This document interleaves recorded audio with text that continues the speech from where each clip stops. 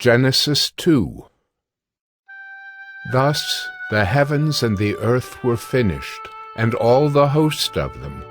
And on the seventh day God finished his work that he had done, and he rested on the seventh day from all his work that he had done. So God blessed the seventh day and made it holy, because on it God rested from all his work that he had done in creation. These are the generations of the heavens and the earth when they were created, in the day that the Lord God made the earth and the heavens. When no bush of the field was yet in the land, and no small plant of the field had yet sprung up, for the Lord God had not caused it to rain on the land, and there was no man to work the ground. And a mist was going up from the land, and was watering the whole face of the ground. Then the Lord God formed the man of dust from the ground, and breathed into his nostrils the breath of life. And the man became a living creature.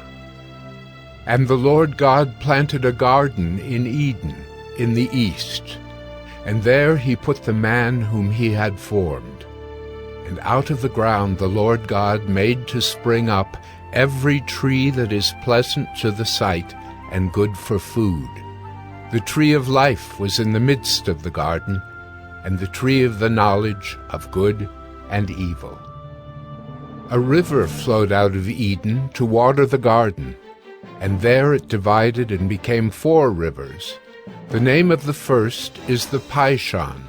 It is the one that flowed around the whole land of Havilah, where there is gold. And the gold of that land is good. Bdellium and onyx stone are there. The name of the second river is the Gihon. It is the one that flowed around the whole land of Cush. And the name of the third river is the Tigris, which flows east of Assyria. And the fourth river is the Euphrates. The Lord God took the man and put him in the Garden of Eden to work it and keep it.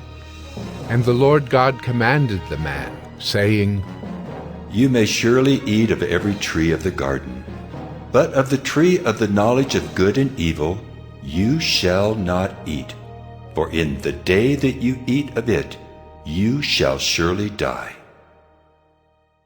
Then the Lord God said, It is not good that the man should be alone. I will make him a helper fit for him. Now out of the ground the Lord God had formed every beast of the field and every bird of the heavens, and brought them to the man, to see what he would call them. And whatever the man called every living creature, that was its name. The man gave names to all livestock, and to the birds of the heavens, and to every beast of the field. But for Adam there was not found a helper fit for him. So the Lord God caused a deep sleep to fall upon the man, and while he slept took one of his ribs and closed up its place with flesh. And the rib that the Lord God had taken from the man he made into a woman, and brought her to the man. Then the man said, This at last is bone of my bones, and flesh of my flesh. She shall be called woman, because she was taken out of man. Therefore a man shall leave his father and his mother, and hold fast to his wife, and they shall become one flesh. And the man and his wife were both naked, and were not ashamed.